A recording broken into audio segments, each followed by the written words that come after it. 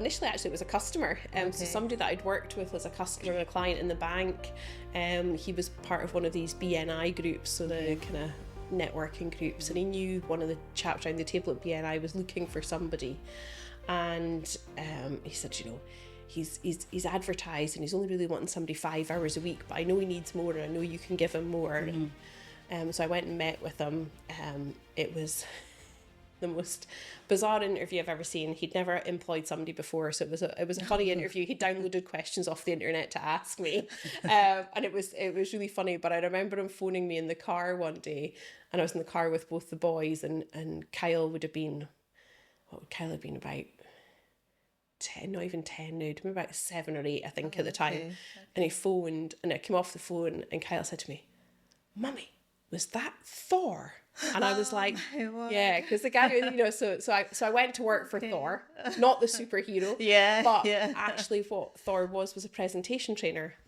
And I think that was in some respects that was a real turning point for me, because he started getting me, you know, I went in to do business development for him and some admin and PA work, very small business, working with him and his wife. And we had some, there were no 2 days were the same. But he said to me, "We'll get you presenting." And I was like, no. I'm here to help you out. I'm not here to learn how to present. "We'll get you presenting." He said, "You know, it's just like reading a book to your kids." And I went, "I don't read books to my kids." And he said, "Why not?" And I said, "Because I don't like reading out loud." So a lot of what Thor taught me going forward was, you know, when you present something, you don't need to read off a script. And that was a big change for me, and actually knowing that I could go and present without having to read off a script. So I think, you know, going and working for Thor was a big turning point in my career. And he introduced me to, you know, loads of wonderful people that actually made me realise that I was better than I thought I was. You thought, which is very, very important. So I think I would say Thor, in quotes, is was kind of like a mentor or coach, which is very important, you know, in terms of building someone's self-confidence, especially, I mean, I'm speaking even to maybe line managers out there or directors or people that are in a position of, you know, leadership, some form of leadership where they have people working with them. Sometimes it's very important to, if you see the potential in someone, to help, you know, bring that out. Absolutely. You give them that space and opportunity for them to actually like blossom or try out things, which not very many people are good at. You know, I think it's a leadership skill, but that is key, even in terms of, you know, talking about self-development. You know, talking about, you know, being resilient. So I think that was what really helped you. Yeah, absolutely. Yeah. I think he just gave me the confidence and the autonomy to go away and do my job, because he knew I could do my job. So I think, you know, working for Thor was the first time I'd probably not been micromanaged. So just, you know, Katrina, I know you can do what you do, just go away and do it. And that probably really empowered me, and, you know, circumstances took over, and obviously eventually I moved on from Thor. But it probably was the real turning point in my career, but also making me see the world differently. I've had that when I was doing my PhD. So I had a fantastic supervisor, and I could relate to, you know, to Thor, to what you're saying. So he had so much belief in me, and he trusted me. He wasn't micromanaging me. And I think I also felt that kind of responsibility to, like, you know, this guy, you know, believes in me, and I'm not going to like let him down. And, you know, worked hard. So it's really, really, I think mentorship, coaching is I think it's a key element when we're speaking about, you know, building resilience and all that. So thank you for sharing that. So you seem to be doing well in terms of career and all that. Why did you go back to the university? Do you want to share that, discuss that? It was a by chance. By chance? It was a by chance. I'm a big believer in fate. So fate for me brings people together. It pushes you down a path or a journey, because I'm not religious in any way, but I think there's something out there that's got a plan for you. There's something out there that's pushing you down a road that you're maybe not familiar with or don't know about. But I was working for a company called Acos IP, again, actually through an ex-bank client. Okay. She was the MD of the organisation. It was a new start organisation, and she'd asked me to come and join them. Her and her husband had been clients of mine, and she said she always wanted a way to we could work together, and this was a great opportunity to do that. And we had a young graduate engineer. Okay. He just finished his master's in engineering with Robert Gordon's, and we were actually looking at a way to progress Stuart's career and to keep him on that learning path and learning journey. And we reached out to, it was Skills Development Scotland at the time, and said, what can we do? And they said, well, and they came and they had a chat with us at the office, and like, what did you both do? And I was like, I didn't go to university. I'm not smart enough for university, and wasn't for me. I couldn't sit and read a textbook. That's not my thing. So we had a chat about Stuart's stuff, and then the lady said, I've got something for you though. And I was like, what? I am not starting university, not doing this. I have, I can't leave a job. I'm working, I've got children, I've got responsibilities. Absolutely, yeah. And she said to me, but RGU are just launching their graduate apprenticeship scheme. And I said, okay, tell me about it. So she said, it's you remain at work because you have to be in a job that's more than 21 hours a week, and you take it's once per module you attend university, and the rest of it's all online, and it's more about the practicalities of taking business theory learnings and popping them office, in. Yeah. And I was like, okay, yeah. I said, so not sitting in long lectures, not reading textbooks. And she assured me it wasn't. That was load of nonsense. There was a lot of textbooks to read. No reading, no writing. Yeah, that definitely was a lie. But she got me excited about it. So I started having a look at it. We were just newly starting the business, so we weren't long in. So I said, it's something I was interested in, but I wanted to wait another year. So they launched the course, and I joined a year later. with the second cohort. Okay. But yeah, it wasn't something I was looking to do, but she made it sound like it was something that I could achieve.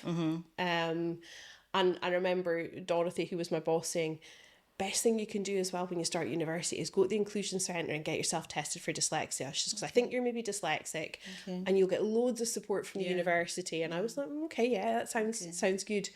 So we started the course, and true enough, it was recorded lectures. It was an hour's lecture once a week, and you also then had usually a lunchtime session with the lecturer, so you could have conversation about what was going on. And I remember saying to Susan Laurie, who was our course leader, I just want to pass. That's all I want to do. Give me a C. Give me a C right the way through this. That's the bare minimum. That's all I care about. Just let me pass this. Okay. And yeah, I think we started in the September, and I had my dyslexia testing in the November. And so it was like somebody switched a light bulb on. Up to this time, Katrina, just before we get into it, so it's amazing, because up until we're looking at like 2-3 years ago, or 2 years ago, very recently. What would that have been? So 2021, 2022. 2020, when did we start? 2019 I started my degree. So up until this time, you had no clue that you were dyslexic. You had no clue you had this learning difficulty. No, as I said, I approached it once when I was at school, and she told me I was stupid, and I just thought, well, I am just stupid. And you just kept on going on like that, working and... Yeah. Okay. So when you did the test. Yeah, it was... How did you feel when... I was a bit nervous going in. I have to admit, I was a bit nervous going in, and it was really interesting. Some of the stuff that I kind of knew going through the test with the gentleman that he was going to tell me at the end I was, just by some of the stuff he was saying to me. So I realised that I'd done a lot. I suppose when you don't know that something's wrong, you correct it in the background yourself because you have no other way. So you adapt, you change how you do something. Coping mechanisms. Yeah. Absolutely. Yeah. So what I realised was that I always write in capital letters. So everything I write in capital letters. And everybody always tells me I've got beautiful handwriting, got really neat handwriting. But he does a test with you where you have to write out a sentence multiple times, but you have to write it in lowercase. And what I realised was that the reason I write in capitals is because I don't fully form letters when I write them in lowercase, because the brain's too busy thinking about the next bit on.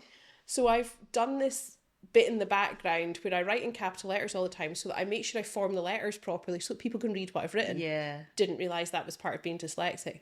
The other thing, and this was the funniest one for me, was I always prefer a blue biro. A blue biro or a coloured pen, but don't give me a black one. And I always used to say it was because my handwriting looked neater in blue. It was nothing to do with that. And this was the bizarre thing for me, was that actually people who are dyslexic, white paper and black biro is really harsh for them to read and write with. Didn't know this, just thought I was a bit weird and I liked a blue pen. Yeah. So we went right the way through and we got to the end and he said, yeah, I can confirm. He said, you've got mild dyslexia that you've obviously coped with really well and you've got dysgraphia as well, which is the reading element of it. So I skim read everything. So I sometimes miss the details. The details, yep. Yeah. But it took me right back to, he said to me, so things like multiple choice questionnaires are not going to be great for you. And I was like, really? And the reason it struck with me was that when I worked in the bank, we brought in mortgage legislation, which meant you had to be a qualified mortgage advisor to be a mortgage advisor. So you had to go through 3 exams to do that. Papers 1 and 2 are multiple choice. Paper 3 was a written paper. I passed paper 3, no problem whatsoever, and everybody struggles with paper 3. But paper 3 to me was putting into practice what I knew. Yeah, writing stuff But I couldn't pass papers 1 and 2 because they were multiple choice. And what he explained to me is that when my brain is reading a paragraph or a section of information, it's too busy concentrating on what is the word opposed to what is the context of the paragraph you're reading. So he said it then makes it really difficult for you to answer multiple choice questions. And that was just a light bulb. So when he said all this, and he said, so there's loads we can do. And there is phenomenal, and particularly at university level, they are just so supportive. Like I could have had anything and everything. I went back to the inclusion centre and they were like, so what do you want? And I was like, well, I don't know what's available. And they were giving me all sorts of funky pens that recorded lectures and apps for the back of my PC and all sorts of stuff. But I remember coming out and phoning my husband. My dad was picking me up from the university. I remember coming out and phoning my husband and bursting into tears on the phone to him and saying, I'm dyslexic. And he said, why are you crying? Yeah. And I said, I thought it was stupid. And it was nothing to do with being diagnosed with dyslexia. It was the fact that I thought I was stupid. You've lived with that, for like years. Yeah.